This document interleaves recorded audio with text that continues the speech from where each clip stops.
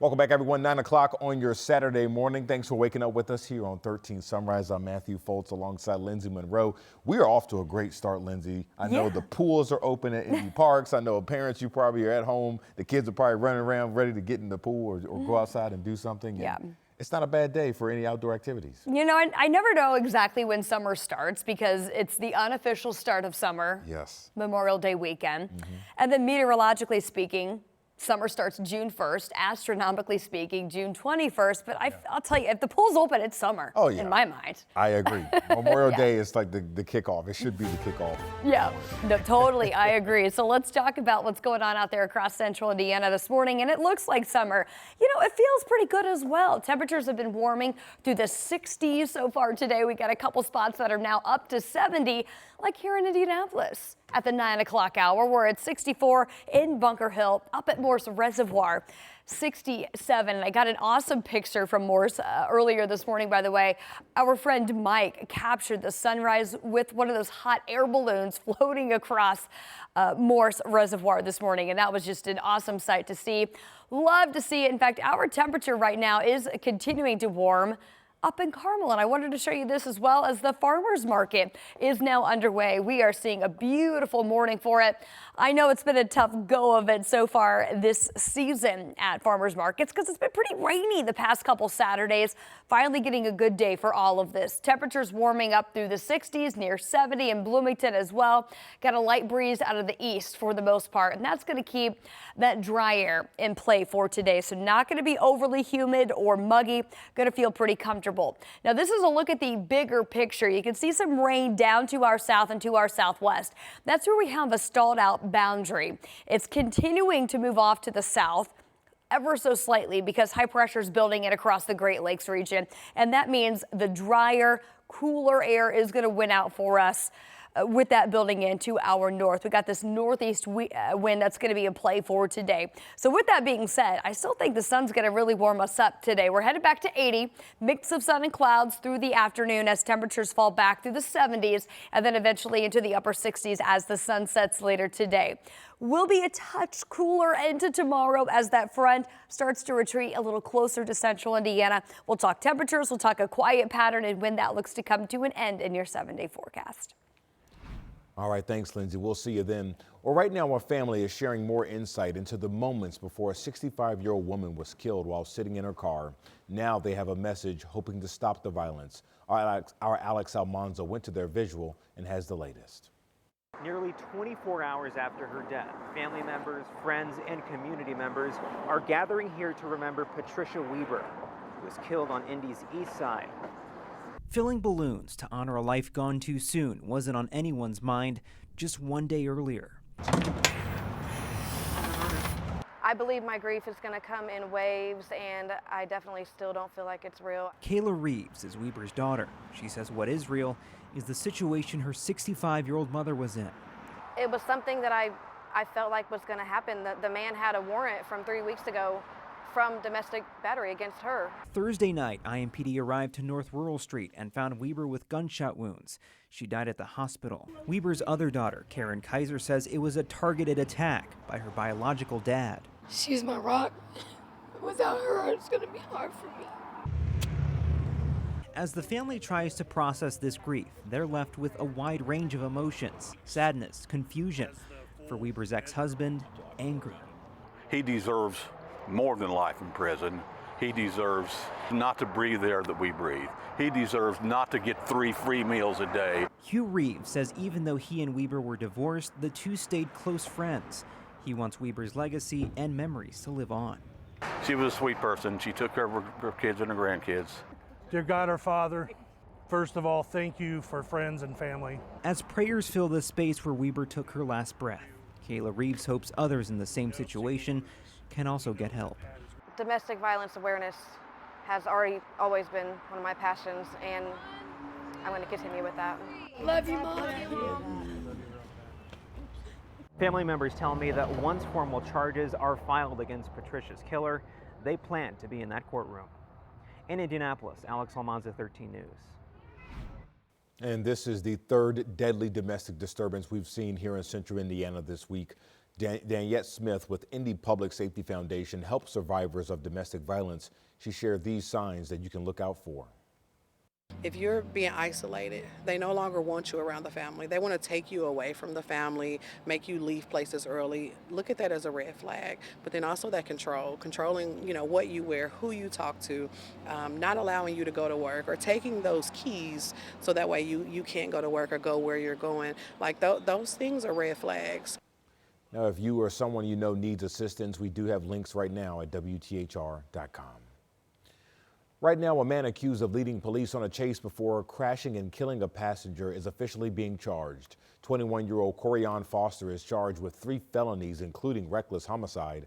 Court documents show police tried pulling him over for suspected drunk driving earlier this month, but police say he took off, leading them on a chase before crashing and hitting another car. The other person in the truck, Leslie Yarl, died. Foster will make his first court appearance next week.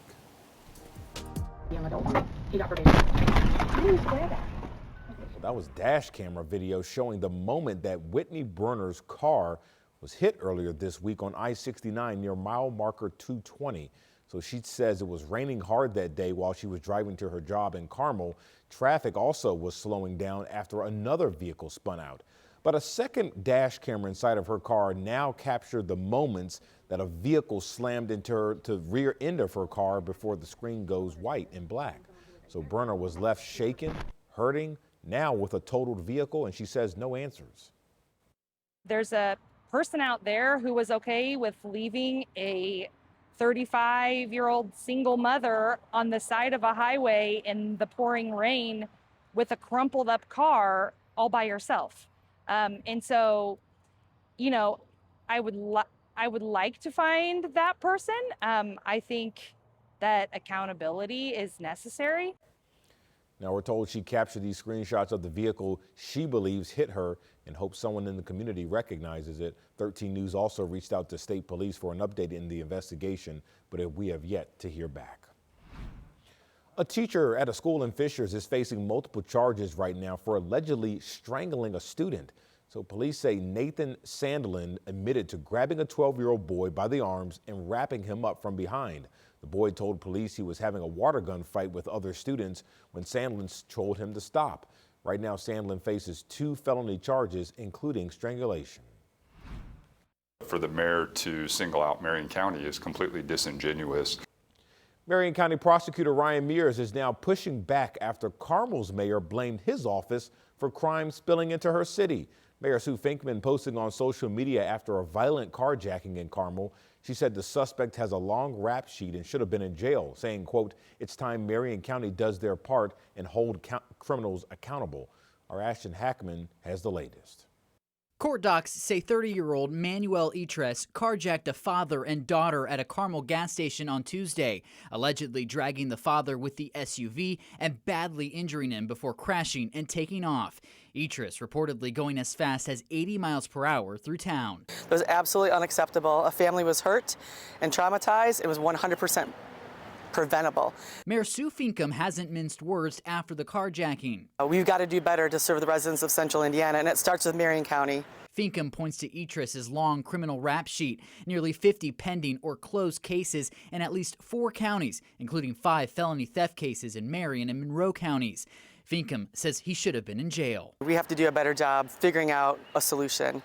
And it starts, again, with someone having some leadership in Marion County. We need to make sure that we're being accurate and honest about what's actually taking place. Prosecutor Ryan Mears says Marion County is not solely at fault. He points to Itres' most recent conviction in Hancock County last Friday, where he was given no additional jail time. As long as we're having an honest conversation about all the different jurisdictions this individual had connections with, I think that could be potentially a productive conversation. But for the mayor to single out Marion County is completely disingenuous and also didn't really provide context to what we had done as an office. Both sides say they are open to working together. I don't know whether it's a prosecutor problem or a jurist problem or if it's a jail problem, but something's not working. I'll help be part of the solution, but I need someone down there to be a partner. If you want to come to the table and have legitimate solutions to these issues, we want to have those conversations. For now, Itres remains in the Hamilton County Jail on a $1 million bond. In Carmel, Ashton Hackman, 13 News.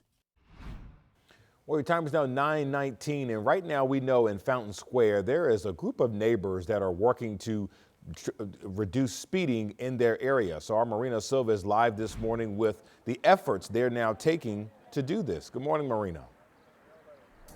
Well, good morning, Matthew. We are here at English Avenue and Laurel Street, and you can take a look behind me. Check out all of these neighbors that are here. They all want to make their community safer. So they're part of this tactical urbanism project here in Fountain Square, where they're going to be putting barriers and painting some of the roads to just make sure people know to be careful on the roads, make sure people are aware of where you can and can't park. I'm told that a lot of people are parking illegally around here, but speeding is what a lot of these neighbors are concerned about. Now, this is the second time Fountain Square has done the project, and they said they've seen positive results. We were able to talk to the president of the neighborhood association, who says why this is so important to him. Yeah, so we're here on English Avenue, and for a long time, residents have been complaining about really speeding cars. You know, it connects two schools, a couple of churches. It's a pretty main thoroughfare, but the speed limit's 30 miles an hour. But our data says people are going as fast as, on average, 37 miles an hour, and then even we clock someone going 70. So our goal today is to put in some public artwork and add some curb extensions to help slow down traffic a little bit and keep pedestrians safer. So this project is costing under $5,000. It's a 50-50 match where the city is paying for part of it and the neighborhood association is also paying a part of it. Now they're starting right now. They're going to start working on adding some of the paint, putting the barriers. You're going to see a lot of people if you're in this area. So slow down, just be careful. They all have traffic vests on, the volunteers do. So just make sure you're more aware in this area and check out some of the new things that they're adding to keep their community safe. All right, sounds good. Marina Silva reporting live for us this morning in Fountain Square. Thanks.